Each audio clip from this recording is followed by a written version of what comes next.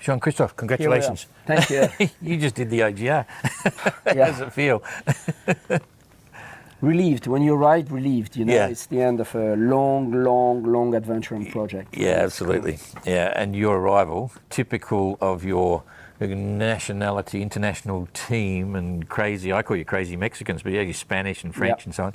It was electric. Was and it? Yep, it sure was. And at the end of that, I just said, hey, let's have a chat. And some of the things that you said about why you entered the OGR and so on were like straight out of our sales pitch. You know, you were saying all the really interesting things. And so last night I'm thinking, jeepers, you know, I should have a chat to you actually about how you did it, not on the water, but how you actually went from the dream to the boat, to the crew, to the start line. Okay, so I got a bunch of questions here that I put down this morning, and I'm really interested to see what you got to say. But before we do that, for the people here, we're just going to cut to the interview we did on the dock when you got in. So have a look at this first, and then you'll see what I'm talking about. And Jean-Christophe says some pretty cool things, and then we'll get into my list of questions. I had promised myself after doing several transatlantic, I was really willing to sail the Southern Oceans. Yeah. And the reality is that there is nothing to sail the Southern Oceans. I cannot go with my family sail the Southern Ocean. It makes no sense. So the only thing available at that time was the Clipper race. But the Clipper race is kind of charter, and I'm a sailor. I don't want to charter a boat. And my brother-in-law one night called me and said, JC, there is a race for you. I said, what the fuck are you saying? Yeah. Look, it's called the OGR. Lionel from Esprit Ship has a token onto it. Call him. I looked at it over the night. I couldn't sleep at night, really. In the morning, I said to my wife, darling, there is something. Are you in or not? She said, fuck yeah, go for it. I should suspect something, maybe.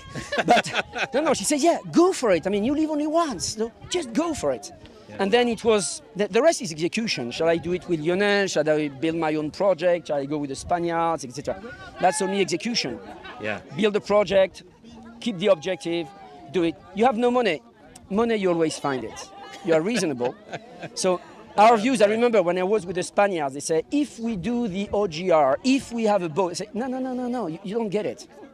We will do the OGR. We will have a boat, whatever it costs. Yeah. It's not about if. So I don't want to listen about sponsors, because if you go to sponsors, you rely on external solution. Yeah. If you go, and you said it in the website, the OGR overall cost or budget is very reasonable. Yeah. So now, ladies and gentlemen, White Fudge Shadow is for sale. Build your OGR with less than $500,000, €500,000. You do the OGR. You do 25 people around the world. Then you sell the boat and get the back as well. Yeah. Yeah. So there you go. So now you might understand why. There's always this question, and we have a lot of people right now looking at the 2027 edition of the Ocean Globe Race, and your boat, of course, is for sale right now. You know, and we can talk about that at the very end. And so this is not a how to do it thing, but it's just to give you the experience of Jean-Christophe and what he did, because I know a bit about the background, not everything, and I know some people would be very interested even in some of the budget issues of how you did it and what you did. So I've put these in writing here so I get a bit of a sequence so I don't have to cut it and so on. So what was the boat like when you bought it, as in condition, right, and why the Swan 57? Okay. The conditions of the boat was a 50 years old boat that had been maintained by several owners at a relatively reasonable price, but under no circumstances we could take the boat and say we'll sail around the world. Yeah. So whatever would be the boat, we said we need to do a full verification of all the aspects of the boats. Yeah. I don't know if you have questions on the refit later. Yeah, I've got all of that. Okay, yeah. so we'll go later onto how we did it. And I can probably explain it a bit more then. So I take it you weren't looking specifically for a Swan 57. Yeah. You just knew what would fit, and then you looked around for the best buy. Exactly. The question is, the point here is, for us, is the question of liquidity, because we are an amateur team without sponsors. Yeah. We didn't want to go through the sponsor route because it was another conditioning on, are we going to participate? Yes, if we have a sponsor. We say, no, we are going to participate. We have no time to waste on that. Yeah. So we needed to find a boat at a very reasonable price with the objective of reselling the boat after. And to do that, you need a liquid boat. You need a boat that is easy to buy and sell. Yeah. And Swan is a definitive guaranteed value. You can buy and sell a Swan pretty easily because it's a fluid market. Yeah. If you go to a prototype or something which is more unique, you can buy it at a very good price. Then you need to put quite a lot of money to refit it, and then you can't sell it. Yeah. Unless you sell it for a bargain, and then you have a lot of loss of money. You've obviously owned boats before, because that's part of the big argument. You know, we see it in the Golden Globe race, and I've now seen it in the OGR as well. You can get an old boat and spend huge amounts of money on a massive refit, or you can get an elderly boat that's still in reasonable condition and just do servicing and some little bits of refit, and then not put too much capital into it, so you get out of it. Right? So you get out of it, and overall the entire building of the project was to say, we buy the boat, we're going to put some money into it, into the refit, and broadly speaking, we recover that money when we sell the boat back. Yeah. We did exactly the same thing with Explorer, another Swan 57. But anyway, and it's interesting because you make it very clear right from the very beginning that you weren't interested in sponsors, because you probably realised there's a lot of responsibility that comes with a sponsor, and may affect your enjoyment factor. Is that part of the deal or not? It's more, obviously having a sponsor is the best road. Yeah. The question is, how much time are you going to dedicate to find a sponsor, and how much time do you have when you have quite a lot of things to do? And it's a question of resources. Because we are amateur, we cannot spend our life in looking for a sponsor and in parallel looking for a boat, refit the boat, find the people, find the legal issues, find the financial issues, and do everything. So we said, if we go without sponsor, let's try to see what can we do as amateurs with a reasonable contribution from everybody. Yeah.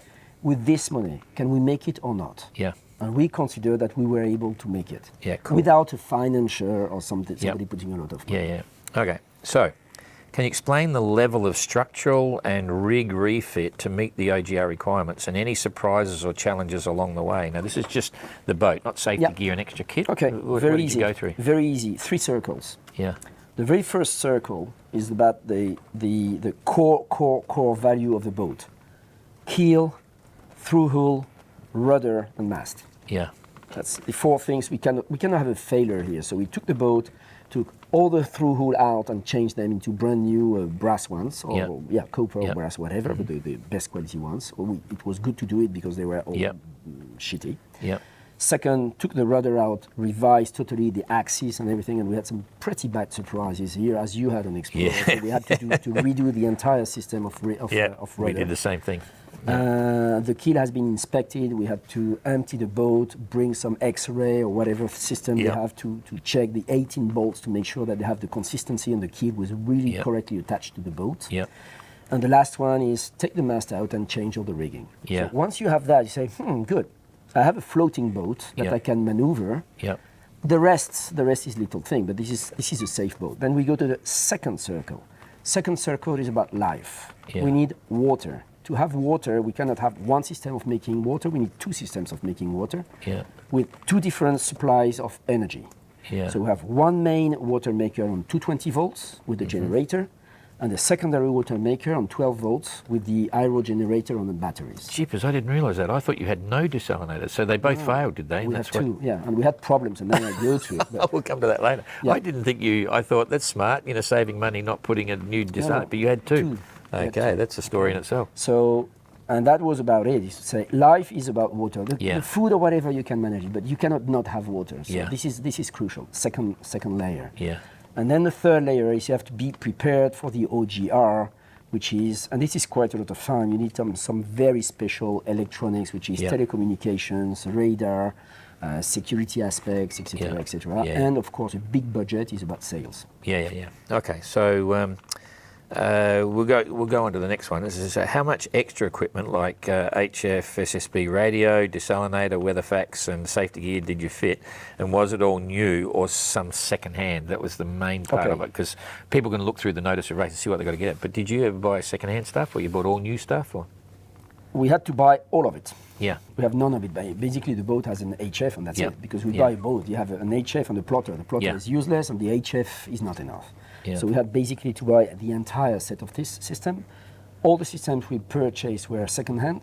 So you need to find quite a lot of time. We had virtually all of it. All of it. To save budget. Everything has That's been cool. everything has been on second hand. Yeah. We have people on the crew that were spending hours on internet is magic, that on finding the correct SSB, the radar, whatever. But we bought everything up to the air generator, the wind generator is second hand also.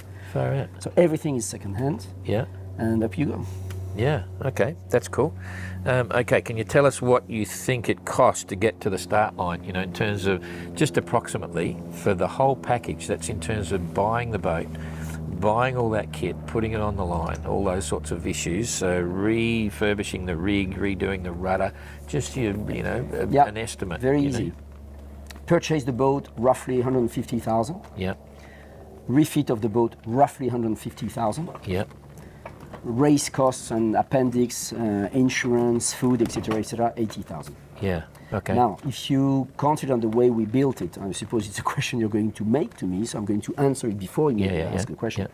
How do we finance it? We split it in two. Say there is the capital immobilization, which is the boat on the refit, because this is some money you put aside, and because it's a Swan, you resell it. Capital, exactly. And you recover more or less. You recover it. So if you put 300,000 out of the boat, maybe you sell the boat 250, 300, you lose a little bit here, but this is sure. Then you have the project itself, okay? And the project itself was broadly, to make a very round number, 200,000. Yeah. Yep. And how do we do? Okay, we need to finance the boat, but aside from the boat, we need 200,000. How do we do it? We divide it, 12 crew on board. Each person pays 15,000 for a round-the-world race. It is accepted by the NOR. So we just go that without sponsor. Now, the only challenge we have, because we finance everything with that, the only challenge we have is to resell the boat. But again, we've been discussing, the price is very reasonable, and we just go back to it. Yeah, cool. And that's it. That's amazing because it just, from our perspective, when we came up with this magic figure, and I think it was €3,750 per leg for your crew going around, and you're a non-commercial, non-sponsored entry, and all those sorts of issues, and it seems to have worked exactly right for you in the boat to make it happen. So that's. Sorry. There is something important. You need to have a little bit of sacrifices and to make sure you know what is the category of racing you are doing. We have no pros on board, no salaries, nobody is paid on board. This is very important. Each participant has a financial participation, which is 15,000 for the round-the-world race, which is accepted by the norm, plus 4 weeks of its time to work on the boat for doing refits or labor. This is pretty important. Yes. And basically, that's it. Yep. Okay. Cool. It's a very big part as well. The people to help do the work. And I think from what I could see, that plenty of your crew were putting in more than the month. Yeah. Of course. Because once it's their project as well. That's the point. The way we built it is that there is no charter crew. I mean, the crew is not embarking for sailing. The crew is owner of the project, is co-owner of the project. And the crew that was planned to be on leg 3 always accepted that eventually he would never sail. Because if the boat has a problem before leg 3, because it is a real adventure, if there is a problem on leg 3, obviously the crew would be really pissed off about that. They say that's life. It's part of the risk. Absolutely. The big advantage of doing the as much as you can the refit yourself, if it's not too professional, is that everybody knows how the work is working, how the boat is working, how to repair. And we've been breaking a lot of things during the sailing. So we've been able to repair and to find fixes. I think it's a big issue. People see boats breaking down and they think it's bad preparation. It's not. It just goes with the territory. Everything on the boat is put to its limit, including the crew sometimes. But things happen. I've seen some of the best prepared boats. They're all still losing engines, still losing desalinators, still losing generators. All that sort of stuff. It doesn't matter. Yeah, cool. Okay, so. How do you advertise and then select your crew, and how many applied before you selected them? That whole crew selection thing. Well, there's what we did and what we should have done, or what we would do if we would have to do it again. We did it literally word of mouth. Which is I have my own networks and family and friends and years of racing, whatever. So spreading the word, roughly, I would say, only by my personal connections, half of the crew. Roughly, the total crew is 25 persons because we had some rounders doing all the legs, and then a couple of leggers that are changing. So overall, it's 25 persons. So mostly word of mouth. We had a little bit of difficulties to find women. Yeah, really? We had only men applying. Interesting So point. at some time we say, okay, no more recruitment of men. We stopped Yeah. everything, and we had to promote ourselves. We went to some women association Yeah. we have in Spain or whatever, and promoting the race. Yeah. And the women are longer to take that decision. Yeah. But we had then women on board, so that's Yeah. the way it did. I think in the project we had something like total crew at some stage was some 35 persons or Yeah. something like that. Yeah. Because we trained more people than planned, Yeah. saying, oh, we always have people going Dropping down out. for some Yeah, reason, yeah. dropping out. The mistake we did at that stage is that we should have taken more people because we had more people dropping out. Yeah. Something I didn't anticipate is that when you have a rounder Yeah. dropping out, It's 4 people. it's with 4 people legs. to replace. Yeah, And absolutely. suddenly we had a couple of rounders dropping out for several reasons. Some of them we had our normally Mark, which you know was supposed to be the skipper, but he had to drop out Yeah. 3 months before because he had a very serious heart Yeah. Health issue. health Yeah. condition. So he had to drop out, so I replaced him. But then you say, okay, I replace him, but somebody needs to replace me. You say, well, we have a rounder to fill it. So if Yeah. we had to do it again, I think we should have recruited more people. Yeah. And then as we go through the training, little Yeah. by little, and the refit, you get to know everybody, etc. Yeah, yeah. You get the feel for what's going on. Yeah, yeah, exactly. Okay, so this is a classic. Looks like it was a success for you. Was it? And what negatives or different way of selecting your crew the next time? You know what I mean? Like if you, you know, because your crew above everyone else, it's just crazy. I mean, I wouldn't call it an act. It's really genuine and it seems really spontaneous. But you were just electric. You're on fire. I don't know. That's why I say it seems like a success. But is there something, you know, you say talking about have more people, but the ones you selected, did they have special characters, or you just pretty much grabbed everyone that was interested? I think we grabbed everybody that was selected, Yeah. that was interested. Yeah, and had the funds as well. Naturally, doing the training, some people simply feel they don't fit. Yeah, I drop off. yeah, Some of them, not many, but we had 2 persons that say, no, we No. have to find an Yep. elegant way to see Yep, it. sure. It doesn't go, okay? yeah, And we did it this way, yeah. yeah. Cool. Okay. You had a pretty cool training program, you know, where you were inviting others that weren't even involved with the OGR to come with you.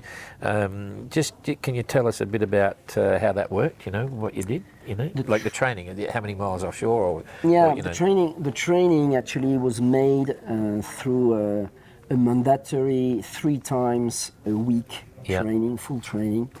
And the objective was the very, very first training is about coexisting on board, which is how do we organize the rotations of the shifts and So hang on a sec. So you say 3 times a week. 3 times 1 week. So that was 3 times for 1 week. Gotcha. Yeah.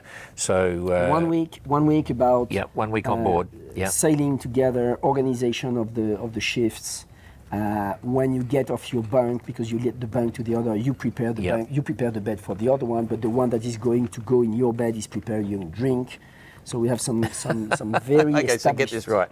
Prepare their bed. So everyone had their own sleeping bag, I'm assuming. Yeah, we have hot bunks. Yeah, yeah. So yeah. we have 6 beds on board and 12 crew. So Yeah. you always have somebody in the bunk. Yeah. Okay. So the shift that is the exiting the shift that is going Yep. to bed is preparing the drinks for the shift that is going on the deck. Right. So while they're making the drinks, they're talking And the over ones you. that are waking up are preparing the bed for the ones that are going to bed. So Okay. each one is preparing. So when you say something for preparing the other bed, one. grabbing the other guy's sleeping bag, pack Take your theirs up. bag. Take your bag. Remove it. Prepare Stick the it, bed for the other one. pull their Eventually, bag out put a and get it small going. note. Your bed has been prepared. What by about whatever. pillows? Pillows is the same. Everyone pillows. had their own bag. Everybody has his own one. I have my own. Some of them wrote their names. So one side is for one and the other one is for the other one. Same pillow. Everybody find the one. That's find your cool. way. That's cool. Where were you using the bunks? Describe the position of the bunks. 'Cause I know the boat. The boat was in the aft. You have Yeah, 3 cabin. position. You 3? have three position because it's a sloop. So you have one Yeah. on port, one on starboard, and one in the center. So 3 right. people sleeping on the back. Yeah. You had the front cabin on starboard. You have 2 persons sleeping there. Yeah. So it's 5. On the other side, you have in the corridor. We have 1 more position. So it's 6 persons. Yeah. Cool. Okay. Plus, then in the saloon, what I call the saloon, you have an extra or 2 extra bunks for sick people. Yeah. Yeah. In case you have a sick people or whatever, Yeah, you put yeah. a person here. Yeah, cool. Okay, well that's cool. Yep, that's fine. Okay, from the start line, from the start line to the end of the race, this is during the race now. What do you think were your biggest expenses, and separately the biggest challenges to keep it working, not on the water, but keep the whole thing working? You know, the big challenge to, keep the boat moving, keep all the people going, and your biggest expenses. Biggest expenses are unplanned broken material. Yeah. Literally broken material. Victron charger, 1,500 euros or whatever, in the humidity of the Indian, simply burnt out. Yeah. Brand new. It had 60 days or 90 days, literally out of order. Yeah. In the stopover, you don't have time to go activate the guarantee or whatever. You have no more choice. Absolutely. You have to go, replace, buy a new one, change it. That's Pay it. retail. Broken forestay, you can't do anything. You just have to call. We call it Spain, ship the things, etc. So big expenses here. You cannot diminish unless you have time, but you have no time. Yeah. So you need to have some kind of booked money here to make sure that at every stopover you have some expenses. Thousands. Yeah. Now to continue to make sure that you can run the project, that's about humans. Yeah. It's not about the boat. The boat is always running. You always have things, you know. And when we are leaving Punta del Este, we had no water. Yeah. We went to the supermarket and bought 1,200 liters of water and just embarked it. So that's it. The boat is not the problem. That's execution. Yeah. Humans are a lot more complicated. For sure. So we had a routine which is called the assembly. Yeah. The assembly is every Sunday, everybody goes on deck, because the reality with 2 shifts, you don't see the others. You never see the others. So on Sunday, you take everybody on deck. To stimulate the people, you take a bottle of wine. It's the only bottle of wine we drink in the week. So we say, when is the assembly? When is the assembly? I'm not sure that people want the assembly for the wine. How many bottles of wine? You got 12 people. It's 1 bottle of wine for 12 persons. It's really small wine, but it's rarity makes it more One bottle valuable. for 12, 750 mils. Yeah, it's very small. But the assembly is something. Because you're a dry ship, by the way. Dry ship. Yes, Yeah, otherwise totally. There is no alcohol. Yeah. And the assembly is important because it's a place, it's a moment, it's roughly 1 hour where each person, one by one, is sharing to its others, to its peers, how they feel and about what they are living in. Yeah. So you actually get them all to have a session. Yeah. Yeah. Some people just leave it. Some skippers will just leave it up to whoever's talking. So we will one by one. So eventually, one person will say, it happens. You say, guys, I have nothing to say. I don't want to say anything. Yeah. We're all fine with me. Yeah. But it's interesting because on the crew, you regularly have people, are we doing the assembly this week? And sometimes you have bad weather. Yeah, well, not Sunday because the weather is bad, but we'll do it on Tuesday. So there is demand on that. Yeah. And this is where you see that you just defuse the bombs. Yeah. So what were the sort of Very things often you have people crying, just saying about their emotions and saying, guys, I arrived 2 weeks ago and really, one guy said that. It's tough for me because this boat has 7 rounders that know the boat. I'm only a legger. I don't feel I've been trained. I don't feel I've been accepted. I feel isolated. Yeah. And then the other one say, shit, this guy is really spending that time. Yeah, they didn't even know. And then the following week, suddenly people start to, not by obligation, but these guys need to help. Yeah. And if we don't help him, we are going to lose him. Yeah, we don't want to lose them. We have 4 objectives. A. Yeah. Arrive all LSAP amigos. That's it. Okay. Yep. So let's make sure we arrive whole. Yeah. And we didn't lose anybody at sea, and we didn't lose anybody that want to get out of the boat. Yeah. And that's a facilitating It's a big plus. system. Yeah, big plus. Now, you can always criticize, this is the anonymous alcoholic. Hello, my name is JC, etc., etc. It's a little bit like that. Yeah, it is a little bit. Yeah. But it's working. Yeah, absolutely. We used to just have 70% working. Sunday round table, and you could say whatever you want to whoever you want, and just let it blurt it out. Exactly. And nothing really mattered, but at the same time, everything mattered. It was the way it works. So that's cool. Okay, so did you insure the boat and the crew? You know what I mean? Okay.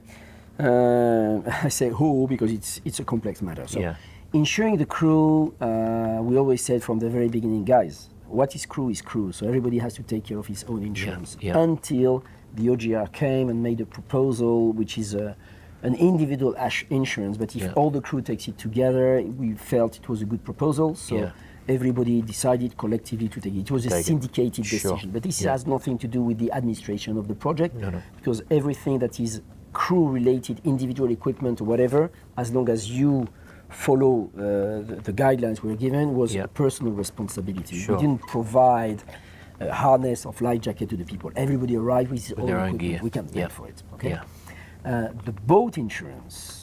Well, that's a long, complicated story. The short version, or whatever you We want to say. basically went through an insurer during 2 or 3 years, understanding we need to build relationship with Yep. this insurer.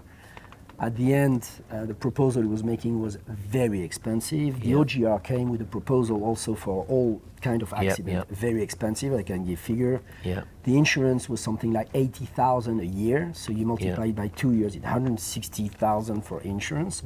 Plus, if you break something, you have to participate with 60,000. So you think about it, you say, oh, 150,000 for insurance plus 60,000 if I have a problem is literally the price of the boat. Yeah. So bugger off, no insurance, only Yeah. third-part liability, Yeah. 8K or something like that. Yeah, insurance, and move Yeah. on. Yeah. What happens if we lose the boat? We play, we lose. But Yeah, exactly. If you don't want, Yeah. if you don't to do that, Yeah. don't go and sail around the world. Yeah, exactly. I think that was the context for everyone. You know, most of them realised that you wouldn't be able to get the boat insured, but in the end, we ended up insuring with the pooled insurance and stuff like that. But I didn't expect it. Yeah. I didn't expect it right up to the last minute. I said, crikey, we can get insurance of about 6.5% or something. So yeah, it was insurance was an interesting issue. Okay, Now, so I must say, on insurance, it has to be taken quite well in advance yeah, because it had been very difficult to find someone. yeah, And what we found is that approaching collectively the insurance company was actually not a good idea yeah. because you're terrifying the insurance company. It's better to go individually and say, would you insure my boat for a third-part liability? I'm just going around the world or whatever. Yeah. Okay, why not be easy? Yep. But I'll try to push the Yep. project, and it Yep. goes through it. Yeah, exactly. Okay, so now this is a tricky question, and I think you'll understand what I'm saying. How serious were you about racing in the balance with budget versus speed and things like using second-hand sales instead of trying to get all new hot racing sales and so on? You know, there's the issue. You want to sail as fast as you can, but you've got to make it, speed often is doubling the budget. You know, where did you see that balance? It's- How many sales did you use that came with the boat, for instance, or did you get all new sales? Because that's the easiest way to explain it. You know? Out of when we purchased the boat, I think we reused. Let me think. I think one sail only. One sale. So yeah, basically, okay. it's full set of new sales. Yeah. It's a very expensive part of the budget. Yeah. It's the biggest chunk of money is going Yeah. there. New mainsail, new jib, new trinqueta, old Yankee, new spinnaker, new asymmetric, 7, Yeah. 8 sails brand new. Yeah. So that costs quite a bit. That costs quite a bit. Now about the balance between racing and completing the round the world race is complicated because it's really a marathon. It's a long Yeah. run race. I remember in Auckland I shared with l'Esprit d'équipe and Pendwick, and they had to replace their part of their rigging as we had to do Yeah. because all of us we had destroyed rigging. We just found out that some cables were Yeah. rotten and breaking, and if you don't keep this money because you invest everything for going Oh, as yeah. fast as possible, you break everything. Yeah, absolutely. It was a little bit more complicated, humanly speaking, Yeah. to make sure that everybody is aligned on the same objective. Yeah. And the mistake we made, if we had to improve, is that we have the famous 4 A's that everybody knows Yeah, on yeah. board. Arrive, all, ASAP, amigos. There Yeah. is an order. Yeah. First, we Arrive. Yeah. Second, we arrive all. We don't Yeah. lose anybody overseas Yeah. or because they are depressed or whatever. Then we go as fast as possible. And last, we do it to stay friends. Yeah. Not the other way around. Yeah, exactly. And that was a little bit edgy because sometimes people say, well, but I'm sailing here. I mostly want to have friends. I say, I'm not here to make friends. I'm No, here no, to no. circle the world, Yeah, to yeah, yeah. finish it, Yeah. and to do it as fast Yeah, as possible. yeah. Now, if we can be friends, Yep. better. Yeah. But it's not the priority. No, true. Yeah, there's a lot at stake. Interesting point. When you're in port, how did you manage the crew time off versus working? You know what I mean? Like, did you ration it or One you know? third, one third, one third. Okay. 1/3 cleaning, repairing the ending lead. Yeah. 1/3 for the people. Yeah. Take time for yourself. Yeah, yeah. 1/3 preparing the next leg. Okay.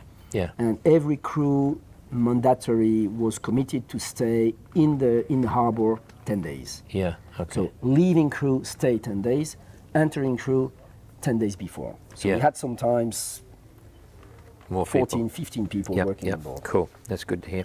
Okay. Food management and water. Who, how, and what. The food Okay. management thing. Food, again, a number is very easy. A reasonable lyophilized, dry food is roughly €7, 7 to 10 euros. Our budget is €7 per day per crew. So Yeah. no lyophilized food. Yep. Yeah, we purchase a little bit of them. Say, if we have very, very bad weather, Yep. we need to be able to do something. So we have, Yeah. I think, 2 meals lyophilized. None of it is lyophilized. Yeah. Everything is normal food. We bought some dehydrated massive food such Yeah. as grinded meat, dried tomato, dried Yeah. whatever. So when you Yeah. have no fresh food, you can rehydrate things or whatever. And we make cooking, and it's relatively easy to make the cooking on the boat. Yeah. And again, those boats are racing boats, but they are Yeah. fast cruising boats. Yep, So you yep. have a kitchen, you have time, a lot of people on board, so you can do it. So Yeah, this is yeah. the food. Very important position on board, the victualling Yep. manager. So we have a victualling manager per each crew, which Yep. is in charge of dressing. When you say for each crew, you mean each leg? For each leg, sorry. One person for each leg. Yeah. One person in each Yeah. shift doing Yeah. that, planning the food in advance, saying what are the menus we're going to have during Yeah. the next 45 or 50 days. Yeah. So you do a weekly menu and just rotate it or something? Yes, Yeah. 10 days menus. 10 days, rotate, yeah.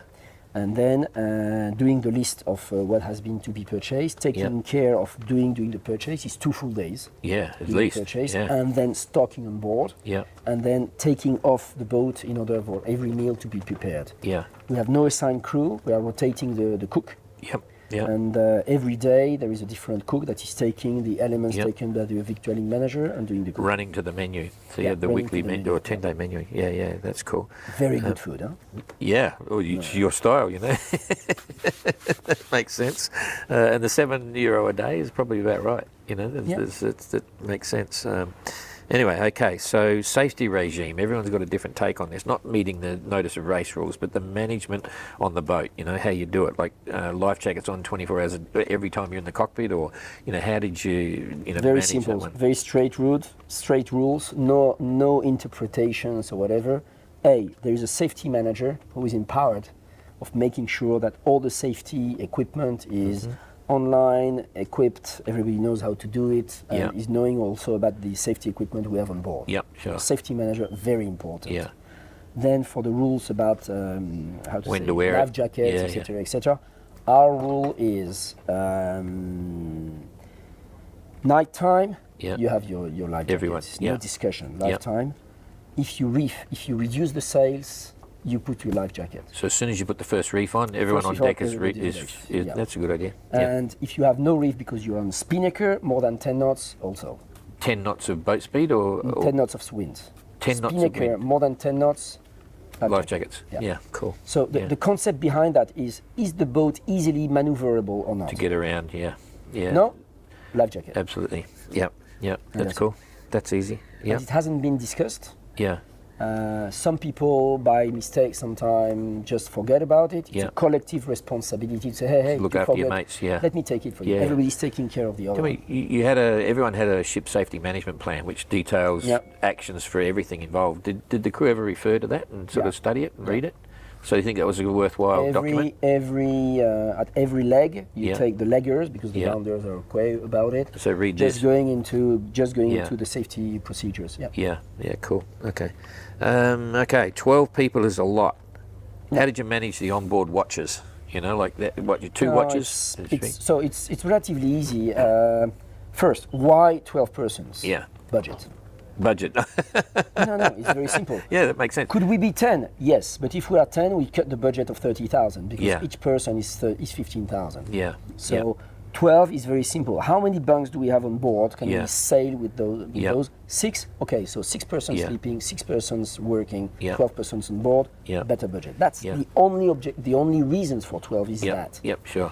Now, is it too much? No, everybody says it. You say, Yeah. wow, it's amazing. The boat is very big. And remember, you always Yeah. have 6 persons relaxing or inside. Yep. Very important on White Shadow is that the saloon, Yeah. the collective Still operational. place is very operational. Yeah. It is absolutely forbidden for everybody to leave any individual thing in the saloon. Yeah. So it's a collective place where everybody can sit and relax Yeah. and spend time. So this Yeah. is cool. And we had 2 shifts. We had a lot of discussions about blending people between Yes. 2 shifts. Okay, after But 2 when you weeks, say blending, change them every few weeks. changing after 2 weeks. So I Yeah, had one that's a good from idea. the red Yeah, shift I to agree with the that. green shift. But then it starts to be a little bit more complicated because Yes. every position on the boat is duplicated. The It's a waterman, matrix. Yeah. the waterman, which is the guy managing the water, making sure we right. produce the Yeah, water, yeah. is on his Yeah. shift. So if you start to put one waterman, you have 2 watermen in one shift, it doesn't work, right? And after some time, this is way too complicated. We have no computer on board, so it's 2 shifts, stay the 2 shifts the same. It is creating, unfortunately, a little bit of splitting the boat. Them and us, yeah. So we always been fighting against, there is no one shift, another one. We prohibited the concept of each shift is reporting how many miles they have been making, because then you increase the competitiveness between the shift that is already existing. Yeah.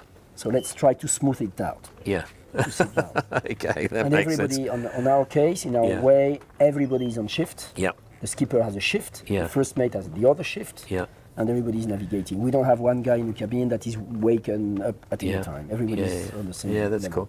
I should point out too that everyone, if there's 12 people on the boat, you've got to have 12 bunks, but you don't have to use them. To get through the safety, you could have a couple of bunks up in the forecastle and wherever, and you could use the saloon berths and things like that. But so you've got to have 12 bunks with 12 people, but you can sleep wherever you want after that and manage it the way you want. So that's cool. Biggest crew problem and best part. Did you the biggest crew problem and best part? Did you have weekly? Oh, we've already gone through this. I call it weekly bitch sessions, or we call them round tables. And you're a dry ship, so no sundowners at night. With beers or anything like that, and no smoking. Yeah. I'm assuming. Yeah, exactly. Okay. Crew gear, clothing.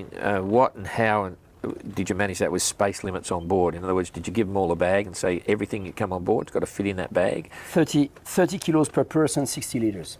Oh, that's it? Maximum. Okay.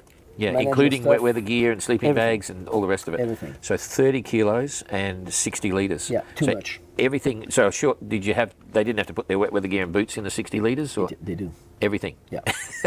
Geez, you're tougher than me. But honestly, all of us, all the rounders, we say, if we had to do it again, we had way too many things. Well, isn't that funny? Because that always happens in all our expeditions. Everyone brings all this stuff, and even they meet the rule, and I find they're using just the same thing over and over. So yeah, that's very interesting. First is merino t-shirt, one Yep. every 2 days, 10 Yeah, days. yeah. So we don't make 4 or 5 t-shirts, and that's Yeah, okay. yeah, And then you have 1 mid layer yeah, and 2 mid layer because you Yeah. have an extra layer. Yeah. Your outside gear, and that's it. yeah. Okay, it's a good number to see. It works. 60 litres, everything in the bag. Cheapest, not even their pillow outside the bag. Everything. And boots as well. Jeez, you're hard. Probably Let there's them have been their some boots. trafficking on my back. Absolutely. But that's That another is story. pretty tight. But anyway, it's an interesting subject and a very important one. So that's cool. And you let everyone just get their own gear. They didn't have team wet weather gear out or anything like that. No. We let everyone.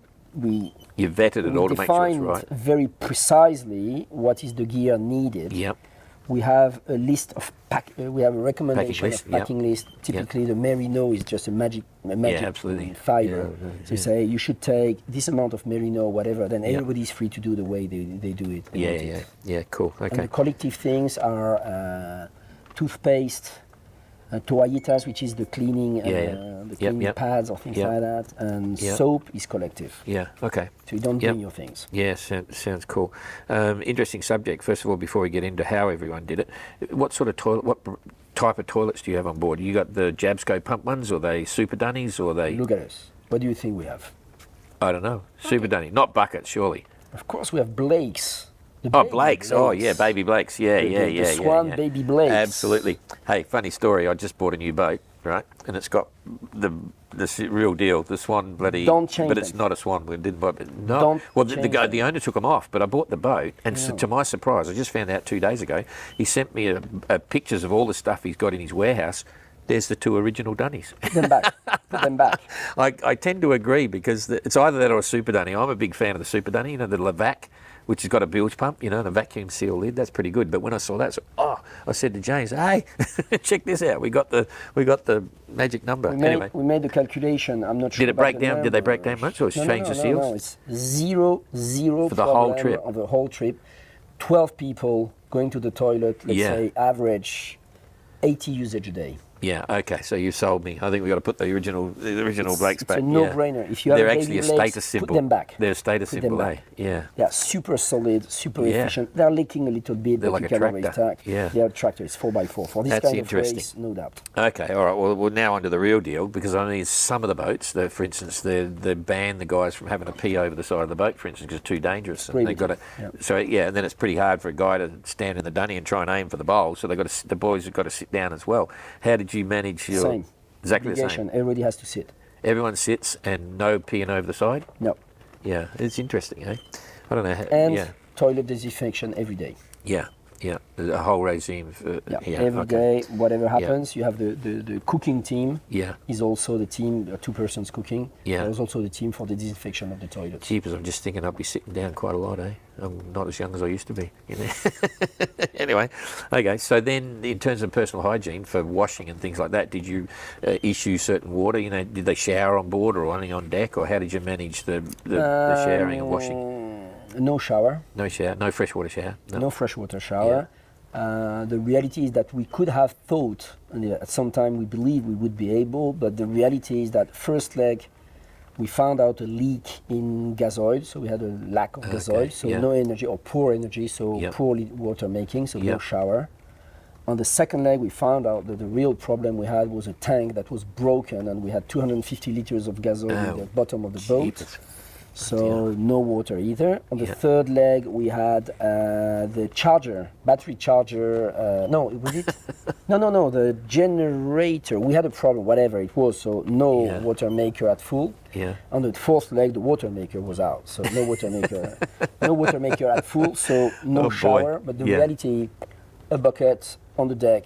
Salt water. Water, and that's fine. It's a little bit fresh sometimes. Okay, well, the next one you might not know yet, but we've got a fuel penalty on 2027. So you get 180 litres for free for the whole race of diesel. Only 180 for the whole race, right? Then after that, you've got 10 minutes time penalty on your finishing times for every litre that you use. So if you use 10 litres of fuel, that's 100. So 12 litres is 120. It's 2 hours.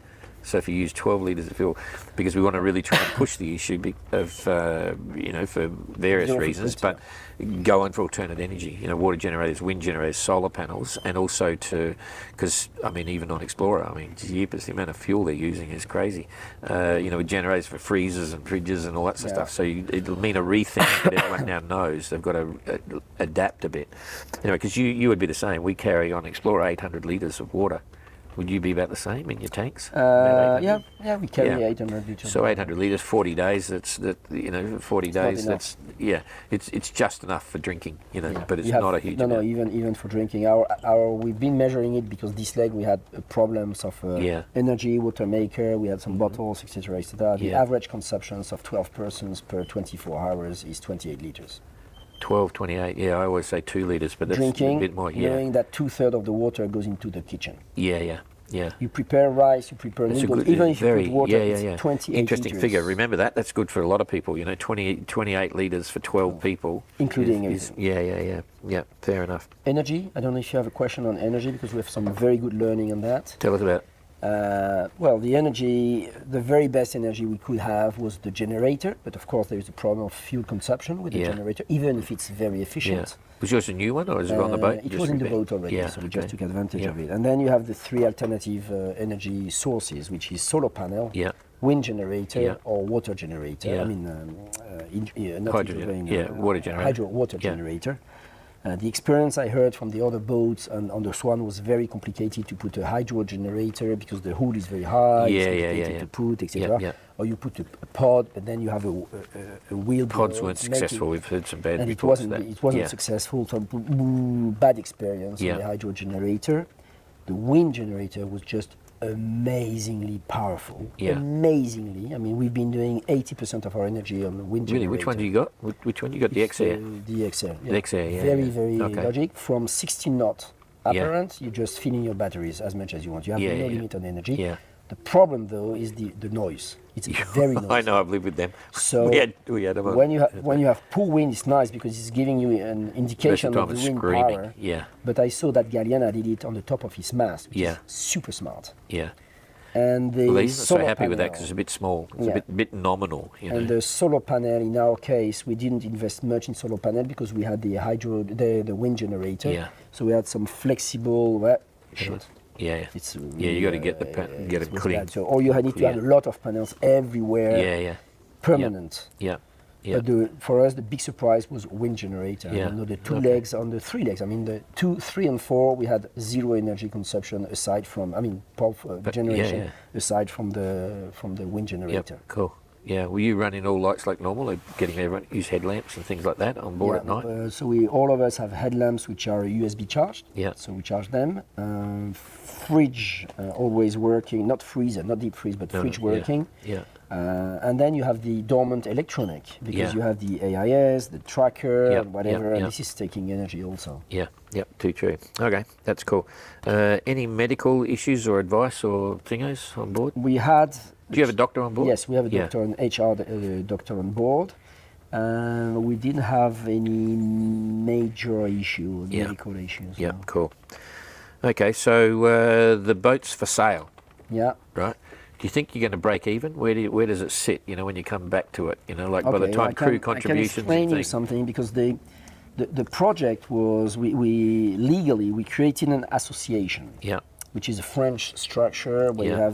you have no benefits. Yeah, you sure. have no. It's not profit. Yeah. So it's a non-profit organization where everybody was paying its cotization, its Yeah, fees of the yeah, yeah. 15,000 per year. I mean 15,000 For the leg, for the race, yeah. which was splitted across 3 years. So it was basically you say to the people, guys, you're going to circle the world. It will Yeah. cost you 5,000 euro during 3 years, and that's Yeah. it. And you'd pay more than that in rent at home anyway. So this was into the association, and then I, as JC, as a Kingpin, personal hanging it together. individual, was saying, okay, I will lend to the association 150 in order to buy Yeah. the boat. Yeah. But then the boat will be sold at the end of the project, and Yeah, I get will your be money back. refunded by the association of whatever price we sell Yeah, the boat. If yeah, we sure. lose a little bit, I agree as an armateur Yep. Sure. to lose some money. If we make some money, I will never make some money, but whatever, we'll do it. So that was the first deal. Yeah. And the second deal was, okay, but about the refit, because you have Yeah. to put 150 in refit, which is a lot Yeah. of money. Yeah. The question here was, I, as an amateur, will put €1 for every euro put by the association Yeah. Okay. to a limit of 80,000. Yeah. Yeah. And we've been putting 150, so it's 80. I put my personally. So Yep, sure. personally, I paid 150 to purchase the boat, Yep. 80 of refit, and then Yep. the association put 80. But Yeah. this is profit and loss. Sure. So selling the boat, what the price we're saying, more or less we should be. Yeah, break yeah, even. yeah. I should be break even. The association is break Yeah. even. No, that's cool. All right. So what? We nearly finished. Just 2 more questions. The last one's a beauty. Advice to 2027 OGR entrant. Someone who's sitting there thinking, should I do this or not? What advice would you give them? Not in terms of the technical, just personal. Anything you want to say to someone who's watching you thinking, shit, I think I want to do this. No. What would you say to them? 20. If you 27. If you go for 2027, again, make it simple. Very first of all, buy a boat, not because White Shadow is for sale, but buy a boat that did it already, because Yeah. you will gain 2 years of work. Yeah. Yeah, the boat have been sailing, the boat have suffered. Yes, it's true, Yeah. the boat has Yeah, suffered, yeah. but a sailing suffering boat is way better than a non-sailing boat. A Yeah, non-sailing especially boat if is it's in- only yeah, problems. yeah, sure. So take a boat that has been sailing, put the price, the money you have. If you want White Shadow, buy White Shadow. If you have more Yep. money, you want to buy L'Esprit or Godspeed Yep, or yep, whatever, or yep. Outlaw, just buy Yep. whatever you want. But you will win a huge amount of money. Yeah. And then you can dedicate more time, recruit a lot of people. Yep. Make more selection. I think we've been a little bit short. We should have put more and more people. Have Yeah, a yeah. big crew of persons, Yep. big amount of persons. Yep. Don't reach the last 6 months and say, oh shit, we are short. Most of the boats have this problem. Yeah. most of the boats at the very last minute say, "Ooh, we It's a missed some." balance between getting them and signing them on versus having them on standby. Yeah, You know, yeah, it's yeah, a but challenge. it's really Yeah. recruiting a lot of people, and sail, and that's a recommendation I had from a friend of mine. Sail as soon as possible. Yeah, What is get the on the best water. boat? The boat you can sail immediately. Yeah, absolutely. Yeah, cool. Waiting for the very last minute is complicated. Yep. Okay, so last question. Would you or your crew do it again? Right at the moment, I've been sailing 8 months, spending 3 years of my life Yeah. quite connected to it. So, if I would like to do it or not is not the question. Is it reasonable considering that I have people on Earth that I love? Yeah. No, because I need to spend time with them. Yeah. On board, I know that half of the people want to do it again. Yeah. Yeah. No, we're getting a lot of feedback on that one. Hey, listen. Thank you. Thank you for that. And Cheers. yeah, no, it's always good. It was a great insight. And if you, at the end of this, we're going to give you the link. We'll probably put it up. I don't think we'll tail it onto this video, but we'll give you the link to do the boat tour of White Shadow. We did it in Punta. Yeah. You were loading water, or you may not even be there. Maybe. Yeah, we were loading water, but there's I think a 20-minute boat tour to show you all about White Shadow. Fantastic. Yeah. And I was saying to some people that were interested on building the boat, but even that, I mean, if anybody is willing to do that, I'm more than happy to share experience, budgets, or whatever. Say, hey, this is what it is. I mean, it's public information. We have no interest in hiding things or whatever. No. How did we do it? How did we finance it? I'm more than open to discuss it with anybody interested. We do the same thing. You know, with Explorer, we'll be disclose when it's finally finished and it's all over. We'll show people what it took us to get to Explorer to the start line. Okay, and then what we think we could probably sell it for as well, because it's one of the biggest things. It's one of the things I say to everyone is that you don't need $1 million to do the OGR. I mean, I keep popping up boats. There was another Swan 51, a really nice one. You could put 10 people on it, no worries, do the race. Asking price was £120,000. Right now, you'd spend 120 whatever Extra. doing all the bits and pieces you need to get it ready to go, but that's just capital. Right, and at the end of the race, you can sell it out, and then you got the entry fees and the costs of operation getting around. But it's for a round the world race. It's anyone can do it. Yeah, probably boat included, 300. 400, maybe 400. But that's when you resell the boat. The overall cost is about 200 or something. Exactly. Yeah, No, fantastic. All right, open book. Thanks All again. right, thanks. Perfect. Cheers. Thanks everybody. Thank you, Jane. See you later.